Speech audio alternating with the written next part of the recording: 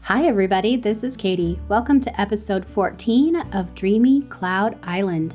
Today I'm working on the last of the outdoor spaces here that are in front of my house as well as the two stores. So as I jump across this little platform here, you'll see I have my Able Sisters and I have my Nook's Cranny, and both of them are up here in a little bit of a shopping district. So even though the basic cloud pattern is already down on the ground, there's still a lot of work up here to get some decorations in place. And I want to tie in a lot of the kid core and very star style things that I've already done.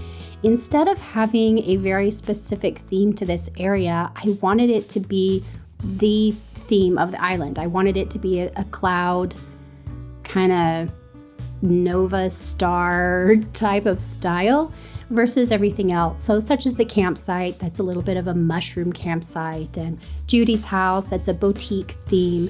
I didn't choose a theme for this area because I felt as if the shopping district needed to be the core theme, which was this basic dreamy cloud island style. So I'm getting a lot of the flowers in place first, and I'm going to incorporate decorations that really match the theme and style of a kid core island. I decided to go ahead and put more flowers up here just because this is the last of the outdoor spaces, and I still had quite a few flowers that I had grown left, and so I found areas where I could put more of them in place, which was a really fun thing to do because the flowers make me happy. And I also knew that this was going to be one of the very first areas that people would see. I've been working backwards on the island, but when someone comes to visit this island from a dream address, they wake up at resident services, and the very first place they go is up the platform to this store area. And that's part of why it doesn't have a unique theme outside of the island theme, because it's going to be the very first place that people see. So I wanted to incorporate a little bit of all of my favorite decoration items that I've been using throughout all the different areas of the island.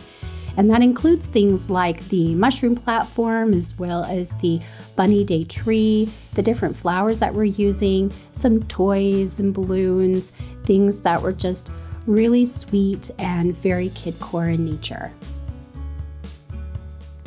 Fencing is a really good way to break up large spaces, and I knew I had a lot of really large spaces here in front of the stores, so I have that mermaid fence. I wasn't sure where it was going to go yet, so I'm experimenting a little bit with how far I will use it, but I definitely wanted to put some of the fencing down in place because it creates divisions in where to walk and where to put decorations. So it's a good way to take an area if it's really big and break it down into spaces that are easier to see and decorate. So that is a big part of why I chose to use the mermaid fencing here. I also really liked the way that the festival lights dropped in place with the mermaid fencing. I wouldn't think that those items would coordinate or go together, but it was really fun to see how very well suited the mermaid fencing was to a lot of these bright, stellar, pastel type of things. Even though it was meant for an underwater style theme, it's working really well for the theme on my island. You can see here, I'm just putting down some of the items that you have seen in so many of the different areas of the island, the Nova stars and the star clocks and balloons and such, because again, this particular area is themed as the island. I hope that makes sense. It might be a little bit strange that it doesn't have its own theme, but I'm trying to establish the theme since it's the first place that people will see when they come and visit. The very last thing I'm doing is dropping some of those star fragments in place, just like I have been before, because they really add the extra twinkle and shine that I need since I'm doing most of the tours of this island at night. And then we are ready to give a quick tour of this area to see how it came out. As we walk through the space during the day, you're able to see here I'm jumping across these little platforms, and there are a lot of places on the island where we jump from space to space because you're kind of jumping from one cloud to the next over the course of the island.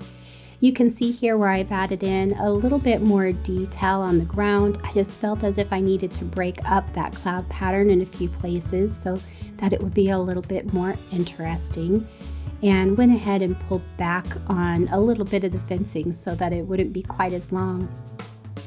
As we walk through the same space at nighttime, you'll get that beautiful look at everything in the distance as well as everything that shines. I love the stars in the sky, and I really like the way that the clouds in the sky sort of have that fluffy, dreamy cloud look to them. I'm definitely going to save this island on a night where I have a few of those clouds in the sky. Not too many, because I want to see the stars too, but a good combination of the two. I hope you guys found something useful here and that you continue creating in this game. Until next time, have the best Animal Crossing day.